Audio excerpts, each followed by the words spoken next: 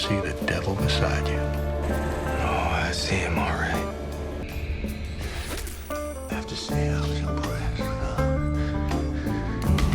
We're going to war.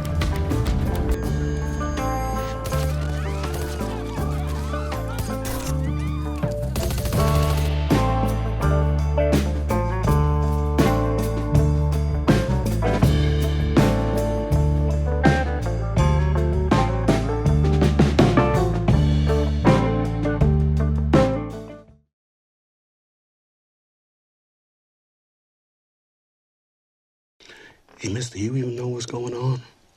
I woke up today in the hospital. Hey, Walking Dead fans, welcome back to the channel.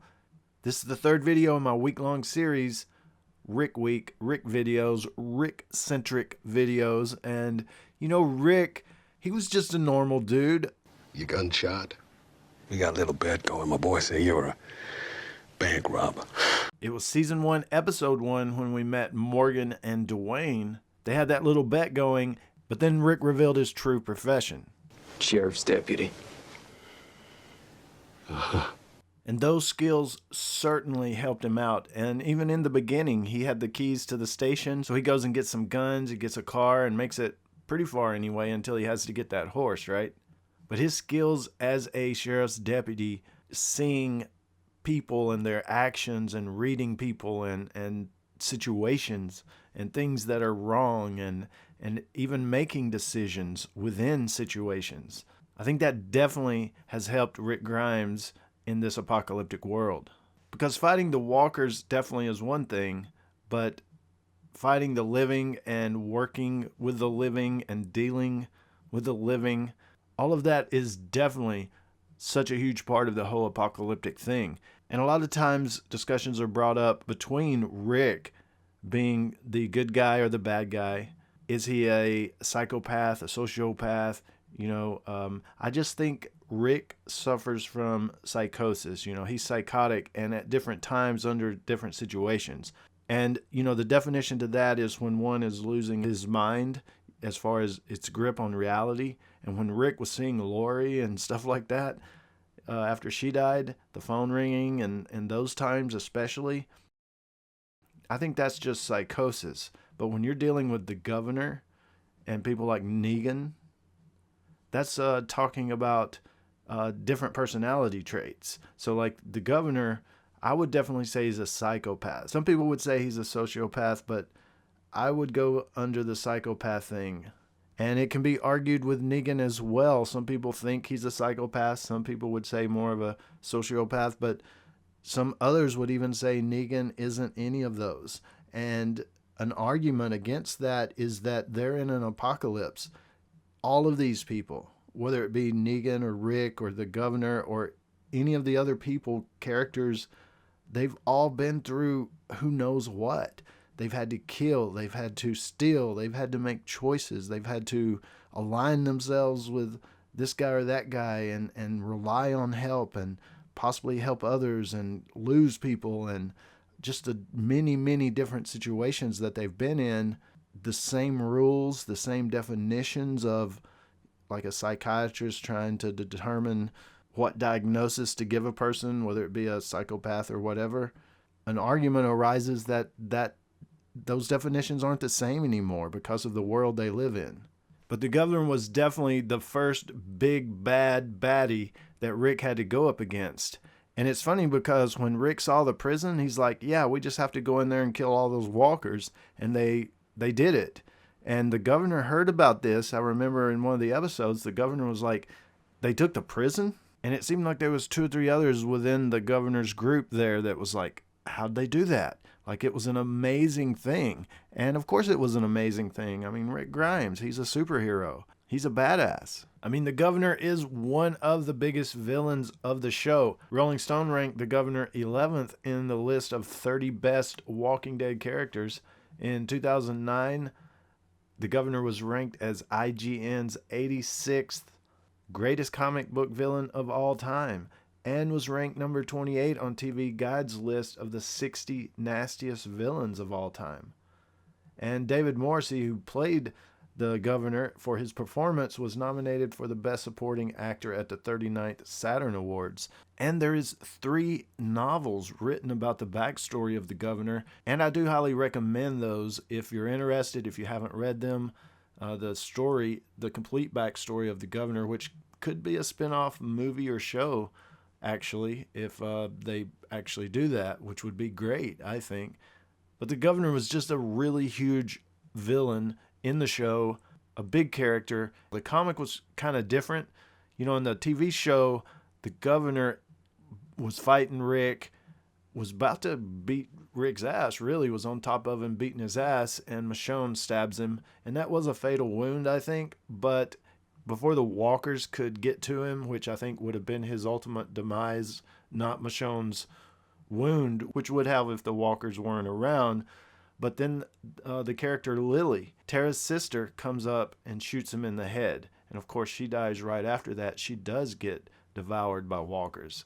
In the comic, the governor is shot in the head by Lily as well. His story was fleshed out a little bit more in the comic, and it's a little bit different. So if you're not a comic reader and only know the governor's story from the show, it'll be really interesting for you to go back and read the version in the comics, even if you don't go back and read the 3 novels. One interesting tidbit is when Michonne snuck into his apartment, in the show she killed Penny, his daughter supposedly, and she stabbed him in the eye, the right eye.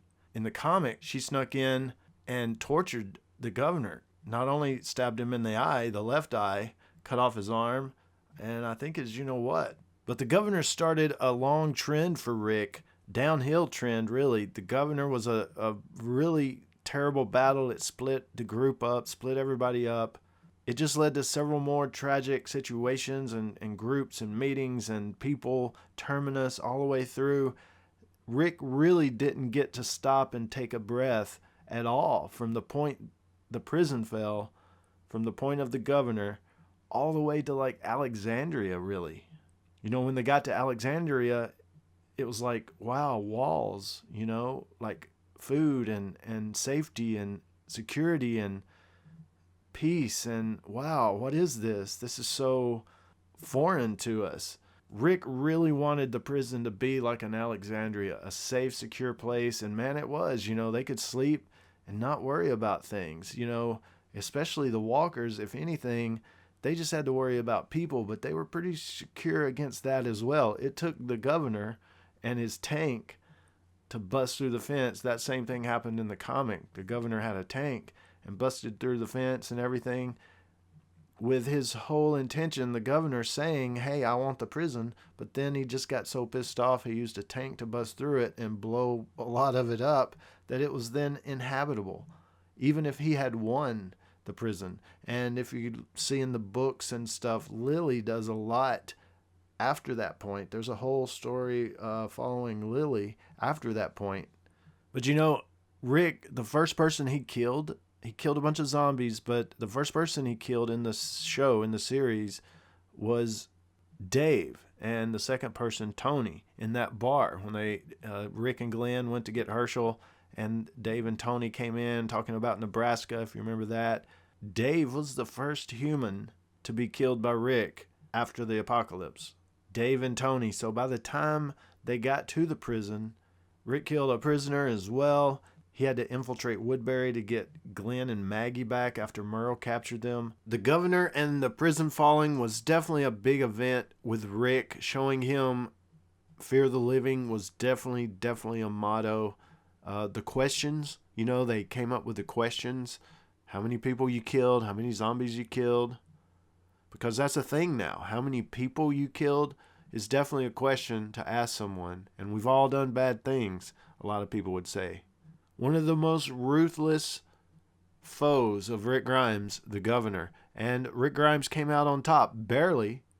It wouldn't be until after Terminus that everyone's reunited. Most of them got reunited along the way, but then in that train car, hey, here's everybody. Abraham's group, Rick's group, Glenn, Maggie, all of them together, Carl, Michonne. They all got into that train car, reunited together, and then after Terminus, they were able to escape. So the governor and the fall of the prison definitely set Rick on a path of being separated from the group. It took him on a long physical and emotional journey, and he just wasn't able to rest or shave really until Alexandria. But Rick versus the governor, definitely one of the better storylines in the overall show. It was early on. It was the prison. Herschel was still around. We lost Herschel. Tyrese had Herschel's death in the comic. As far as the governor at the tank, at the fence, and all of that. But Rick, he made decisions the best he could. Part of that time he was going crazy.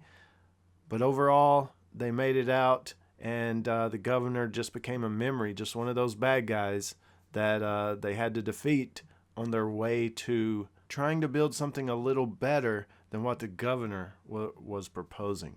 So Rick Grimes, again, he held his own.